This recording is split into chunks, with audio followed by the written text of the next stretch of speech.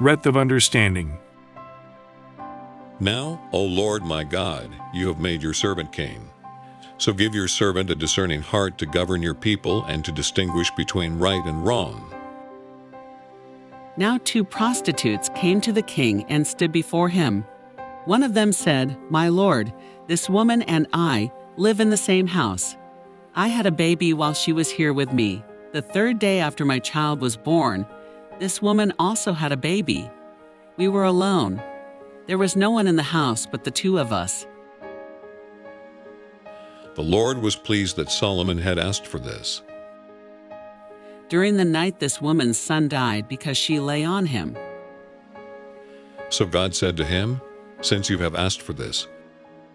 So she got up in the middle of the night and took my son from my side while I, your servant, was asleep.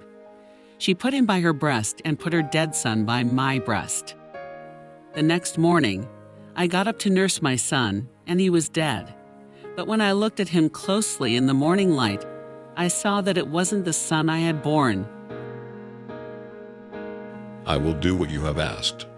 I will give you a wise and discerning heart, so that there will never have been anyone like you, nor will there ever be. The other woman said, "No, the living one is my son.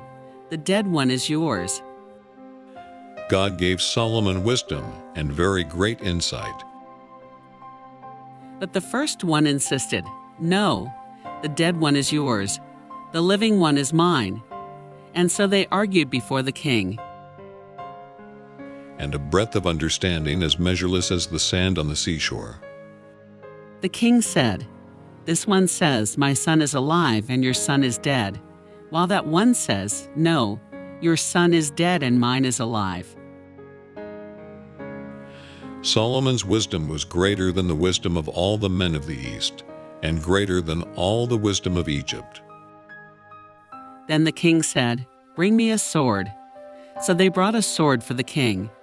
He then gave an order, "Cut the living child in 2 and give half to one and half to the other."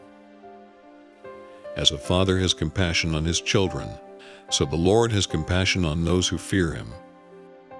When the woman whose son was alive was filled with compassion for her son and said to the king, "Please, my lord, give her the living baby. Don't kill him."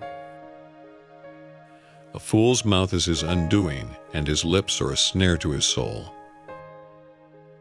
But the other said, "Neither I nor you shall have him. Cut him in 2. Evil men do not understand justice, but those who seek the Lord understand it fully. Then the king gave his ruling, "Give the living baby to the first woman. Do not kill him. She is his mother."